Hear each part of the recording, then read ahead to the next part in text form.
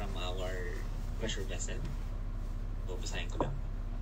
So, the piston rod of a hydraulic cylinder exerts an operating force of 10 kilonewton. Ayan. The friction due to the piston packing and stuffing box is equivalent to 10% of the operating force. If the pressure the cylinder is made of cast iron FG200, given ng ultimate strength as 200 megapascal is 10 MPa, determine the diameter and the thickness of the cylinder if the factor of safety is 5. So, naghanap ng diameter and thickness ng cylinder. So, para natin yun sa solve. So, we draw first yung system natin. Meron tayong piston rod. So, ito yung piston rod. Then, ito yung kanyang ito yung hydraulic cylinder. Kasi ito yung piston natin. So, meron siyang pressure sa loob. Kasi siyempre hydraulic. Meron siyang pressure sa loob. Ito yung fluid yung nasa loob na ito. Cylinder nito. So, may pressure dyan na ginagawa. And, yung pressure na yan will be counterbalanced by the operating force. Diba? So, yung piston rod, pag may hydraulic cylinder ka, we normally pushes it downward, diba? So, yung force, operating force natin is downward. It is going downward, positive. However, dun sa problem, meron din tayong friction.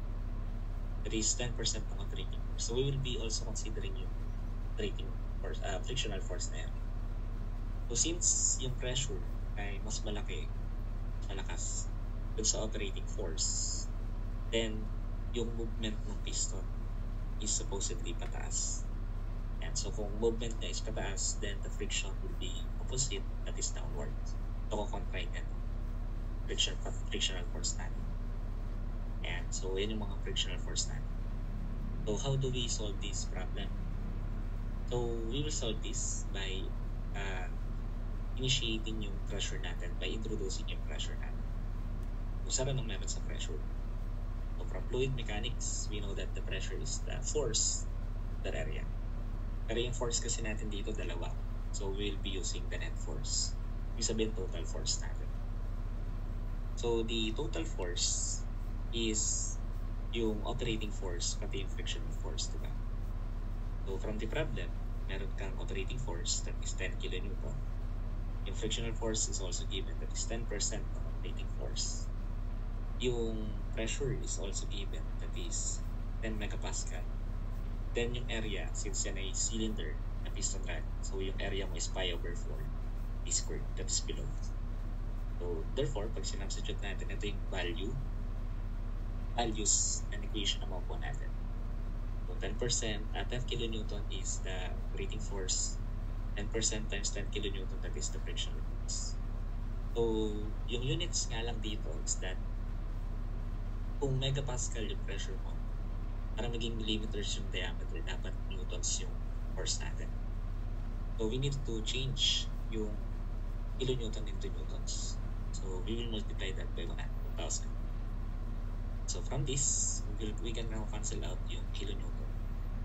Meron tayong newton, tapos megapascal. Megapascal is newton per square millimeter, and that will cancel out yung newtons natin. So, square millimeter, square diameter, yung dito.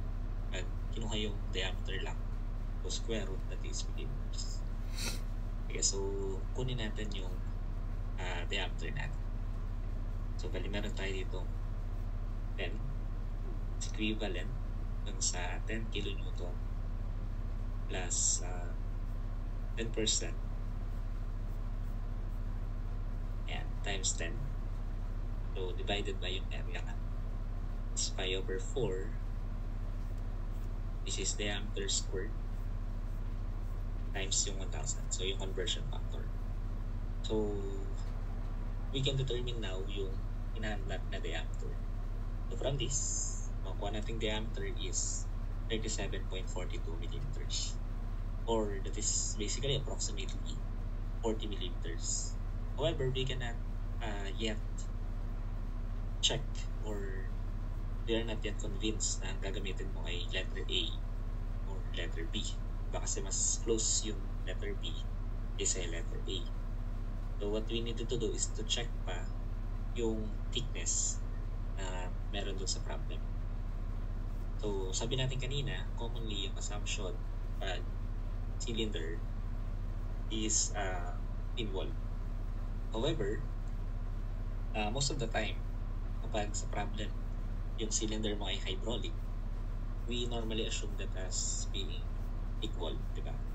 So sa board exam, anong gagawin namin sa di pala klaro kung thin wall siya o thin wall siya or thick wall.